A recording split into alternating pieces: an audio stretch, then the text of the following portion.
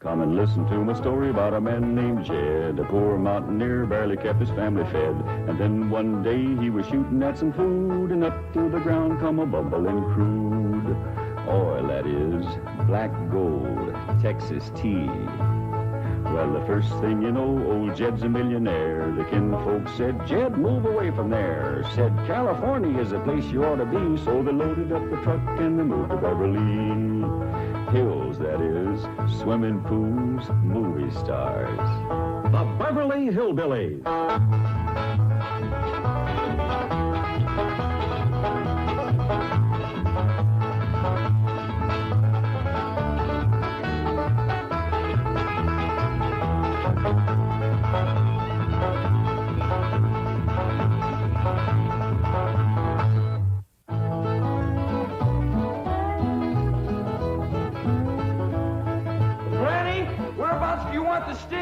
Over here on this side of the cement pond, Jethro. Okay, Granny.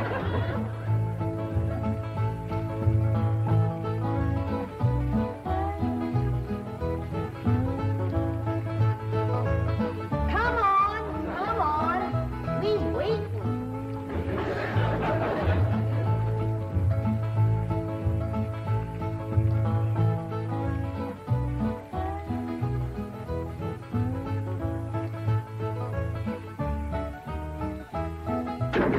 Turn it a mite that way, Jethro.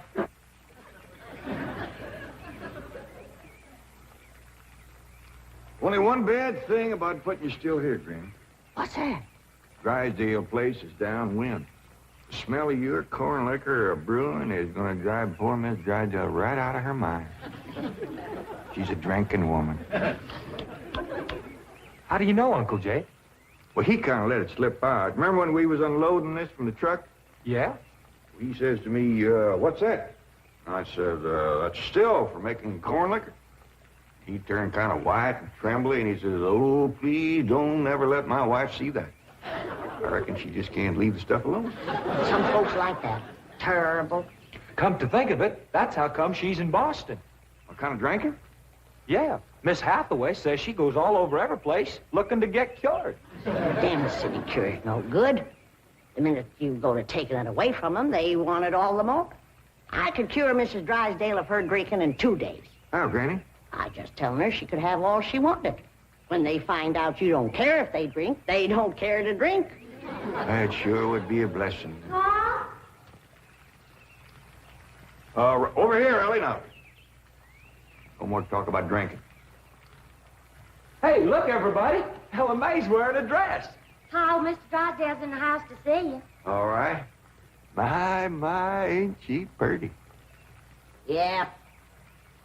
But, Ellie, you're showing too much bare heart. Well, that ain't her fault, Granny. She just got the dress on backwards. Ellie, honey, put it on the other way around. All right. Hold it. Hold on. What in the world kind of a dress is that? Well, Miss Hathaway says it's a California sundress. Wouldn't let no son of mine wear it. Daughter neither. Granny, you'd best get her into something decent whilst I talk to Mr. Drysdale. Mr. Drysdale's office, Miss Hathaway speaking. Boston.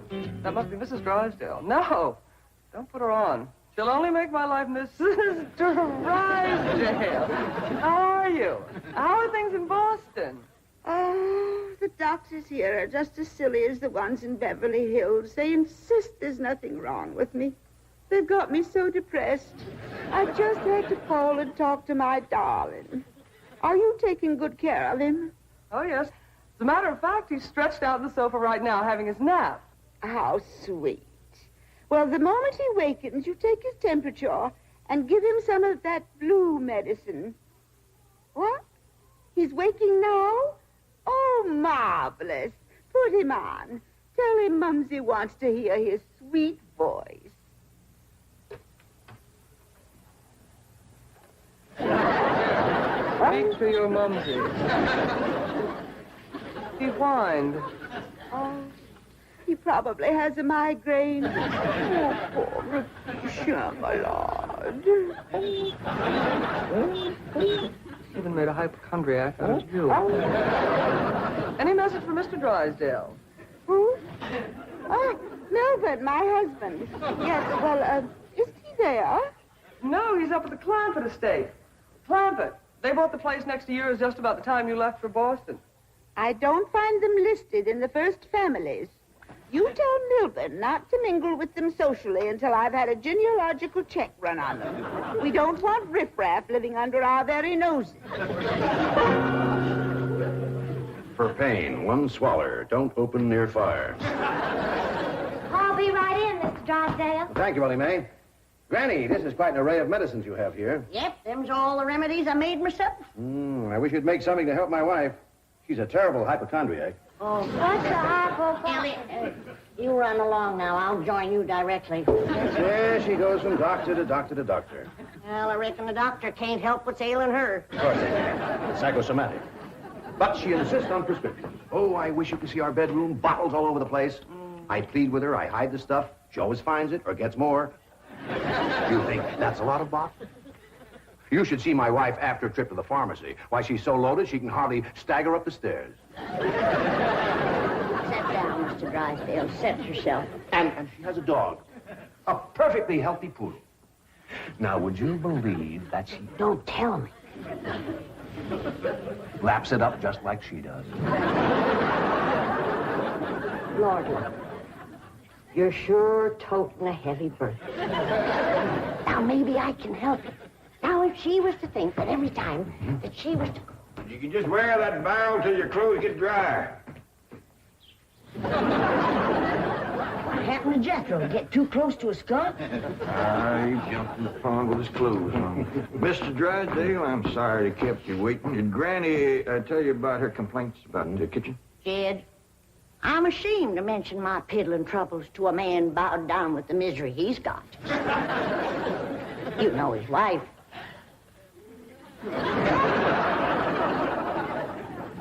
Mr. Drysdale, our hearts go out to you. And we're going to help you, ain't we, Jed? You bet you we are.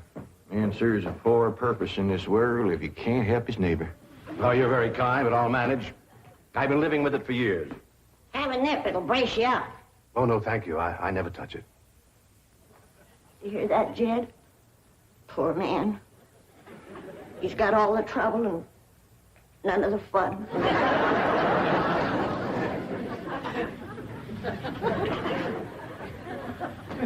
There goes a soft-hearted woman. Yeah. Now, about her complaints. Oh, yeah. Well, for one thing, that electric meat grinder has been giving Granny a heap of trouble. Electric meat grinder? Yeah, listen right here in the dish trough. Oh, it grinds the meat all right, but then you can't find it. It goes down that pipe. Granny lost 2 squirrels and a rabbit in that thing. That's a disposal. You only put things in there that you don't want. Now, Mr. Drysdale, that ain't altogether true. Granny sure wanted them squirrels and that rabbit. And another thing, this here sideways pump don't work at all. We must have carried in a barrel of water to prime that thing, but it don't work. Oh, there's another thing. Every once in a while, this little thingamajig here makes a ringing noise like that. There it goes again. Well, that's the telephone. Someone's calling you. I don't hear him. They're calling you on the telephone. Say hello into it. Hello. You have to lift the receiver first. Now say it. Hello. Mr. Clampett? He said, why not? Can they see through this thing? No. Mr. Clampett, may I please speak to Mr. Drysdale? Well, they sure can see, or else how would they know you're standing here? That's my secretary. She knows I'm here. Yes, Miss Hathaway. Mr. Drysdale, I have some messages. But I'll be doggone. Granny! Ellie Mae! Come look what we got! The Clampetts have just discovered the telephone. Hey, folks, Mr. Drysdale told me what y'all was up to. You can't talk to Ma on that thing. Well, look who's getting too smart for his britches. Too big for him, too. Mr. Drysdale says we can talk to her. Yeah, you think you know more than Mr. Drysdale? Well, I know Ma ain't got no telephone. Excuse the call, operator. You sure spoiled things. And who asked you to butt in? I'll get it. I know what to do when it does that. Hello? Yeah, he's here. Well, for goodness sake. Well, sure. Well, howdy there, Miss Drysdale. This here is your... Margaret. Oh, how wonderful. What? Man? Oh, yes, the telephone man. Well, how are you? I'm worried, that's how I am. I'm afraid, Milburn, that you've let the wrong kind of people move in next door to us, and I'm dreadfully upset. Now, dear, you mustn't let yourself get into this condition. Control yourself. No, dear, you mustn't come home yet. No, not until we get them in shape. I mean, get you in shape. You know, now we'll wait until you're cute. Milburn, I want to meet the Clampetts as soon as possible. Now, when will that be? What about Christmas? Next year. Milburn, this conversation is making less and less sense. Now, I want the truth about the Clampetts, or I'm flying home immediately. Now, Margaret, please control yourself. I don't want you flying. No, please, dear, please, stay on the ground. Dear, why don't you lie down and take a sedative? And I'll call you from the office. Goodbye. I'm sorry, my wife. We understand. Well, I'll see you later. Keep your chin up. Poor me. Don't it just tear your heart out? He is so ashamed of his wife, he don't even want us to meet her. What he says, she won't be cured till Christmas of next year. You gotta help me, Granny. I still say I could cure Mrs. Drysdale in 2 days. Sure be worth a try. If we could get her out here. Kid, misery loves company. And if that poor, miserable woman thought that she had a drinking friend living next door... Granny, you ain't ever down more than a thimbleful in your whole life. I know, kid. But it'd be worth a little white lie to help a neighbor and save a marriage. But how?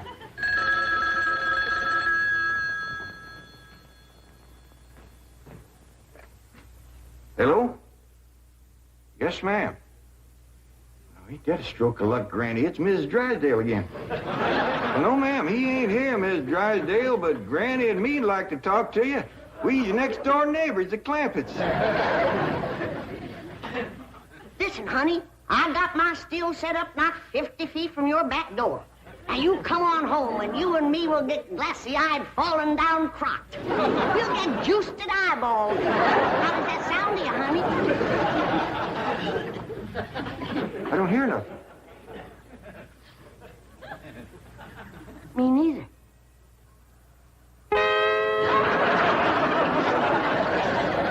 What do you mean my wife's on her way from Boston? The message I got when I tried to put through your call. She's on a jet, right? Never mind the grisly details. Oh, I am ruined.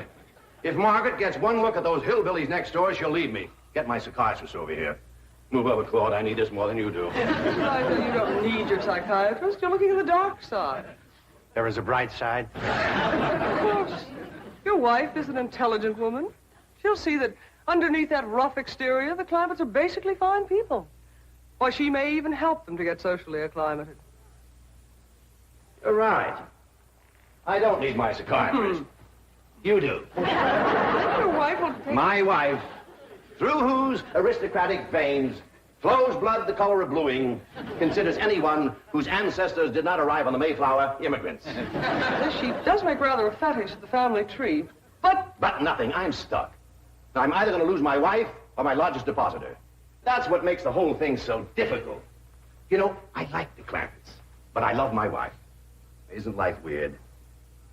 She's a snob, she's a hypochondriac, she's not young and beautiful, but I love her. And now I do need my psychiatrist. Now, Mr. Drysdale, as we used to say at Vassar, que tout devient to a clarisette. Courage will light your path. Yes, I know what I have to do. I'll go to the airport. I'll take Margaret in my arms. I'll look her in the eye and lie like a rug. I'll tell her the Clampetts have left town and put her back on the plane. I beseech you, do not become enmeshed in a web of lies. But it won't be a lie if the Clampetts are tricked into actually leaving town. But they're just getting settled. What could possibly induce them to leave town? That's your problem. Me? You expect me? But they like you. Finagle them into going to Palm Springs for a few days. No, no. I will not help you spin your deceitful web. Miss Hathaway, would you rather be an unemployed secretary or a spider at a rave? You know, I think the Clampetts might enjoy Palm Springs. Palm Springs? Where's that? It's about 125 miles from here. In the desert. Desert? Yeah, remember we crossed from them on the way out here. All that sand? Yeah, I remember. You ain't getting me to no desert. Trees are so far apart, the woodpeckers had to tote lunch. But this is different, Granny. This is a beautiful resort with lots of trees and fine hotels and swimming pools. We got a pond for swimming right here. Ellie's out swimming right now. You didn't jump in with her clothes on, did you? I don't know. Oh, surely not. She promised to wear the lovely swim ensemble I got her. Yeah, she done just like Jethro. Here she comes with the dress shrunk clear up to her. Granny! What's the matter? All her hair come out. What? It's true. Ellie lost her beautiful hair. Heaven help her, she's bald as an eagle. May, take off your bathing cap. Oh, praise be. All right, but Ellie, you hadn't ought to went swimming with your clothes on and shrunk up that nice dress. This ain't a dress, is it, Miss Jane? No, dear, it's a beach jacket to wear over a bathing suit. Ellie Mae Clampett. Cover up your nakedness, child. That's the way everyone goes swimming out here. It's perfectly proper. Well, you wouldn't catch me in nothing like that. Me neither. Mr. Clampett, how would you like for a member of your family to become Princess of Palm Springs? What? They're holding a beauty contest at the Springs this week, and someone in this very room has the face and the figure to win. When the judges see her in a bathing suit... I told you I ain't putting on no bathing suit. Believe me, Mr. Clampett, this beautiful daughter of yours can win that Palm Springs beauty contest without even trying. Can we go, Pa? I'm sorry, Ellie Mae, but I just don't cotton to the notion of a bunch of strangers gawking at your bare limbs. Besides, we already know you're the prettiest. Why shame all them other girls? Run along and get some clothes on. Yes, sir, Pa. Mr. Clampett, I do wish you would reconsider about going to Palm Springs, even if Ellie Uncle doesn't... Jay, Duke, and... Howdy, Miss Hathaway. Jane to you, Jethro. Well, Jane to you, too. Duke and me's all set to go hunting, ain't we, Duke? Jethro, have you ever hunted in the desert? No, ma'am. No, it's a fascinating place. You might even see a mirage. If there's one there, old Duke will tree it. He's the best hunting dog there is. Well, I love hunting around Palm Springs. You'll all love Palm Springs. They have wonderful hotels. Have you ever stayed in a beautiful hotel suite? No, I ain't, darling. Granny, let's you and me go and leave these two lovebirds alone. No, wait, please, let me take you all to Palm Springs. Well, I'll tell you what. Why don't you take Jethro and Ellie Mae, and me and Granny will stay here. Well, but then Mrs. Drysdale would see. I mean... Is Drysdale coming home? Is that why you was trying to get us out of town so we wouldn't meet her? Yes, that is the reason. I'm so ashamed I could die. Well, now, don't go to crying about it. The way I look at it, ain't nobody got a right to be ashamed of nobody else. Good Lord made us all, and if we's good enough for him, we sure ought to be good enough for each other. I'll tell you what, if this means so much to you, we'll all pick up and go to them Palm Springs with you. Oh, bless you. Mr. Drysdale will be so happy. I'll go help Ellie Mae pack.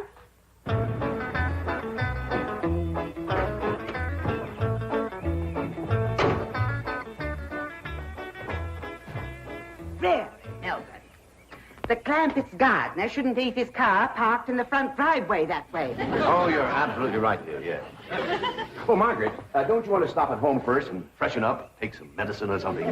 Milburn, I have just flown 3,000 miles to meet the Clampetts, and I intend to meet them right now. Well, Don, they're probably out of town. You see, they travel extensively. Oh, they're wonderful people. It'd be a shame if you missed them. But I know how anxious you are to get back to Boston and your doctors.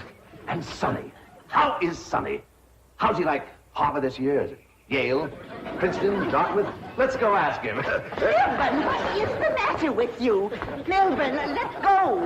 Let go, you hear me? Let go, I say. Let go. Have you gone mad?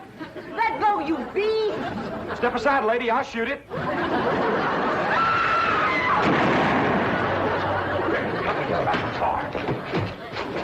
What'd you shoot, Jethro? I think it was a fox. Who's that? My wife. And why aren't you in Palm Springs? Let's get her home as quickly as possible. What's going on? Jethro shot a fox. That's Miss Drysdale, stewed to the gills. No wonder they didn't want us to see her. Poor woman. You mean poor husband. Yeah. We can't go up to Palm Springs and leave our neighbor at a time like this. That's right. We gotta pitch in and see that his wife gets cured. Uncle Jed, are we going hunting? Might as well. It'll be a while before she sleeps that one off. Well, I hope there's some possum around. These skinny old California foxes ain't worth shooting at.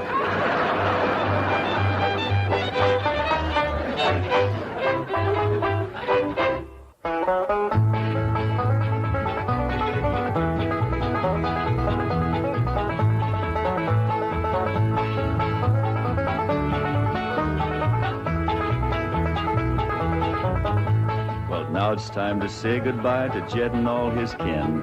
They would like to thank you folks for kindly dropping in. You're all invited back next week to this locality to have a heaping helping of their hospitality. Hillbilly, that is. Set a spell. Take your shoes off. Y'all come back now. Here. This has been a Filmways presentation.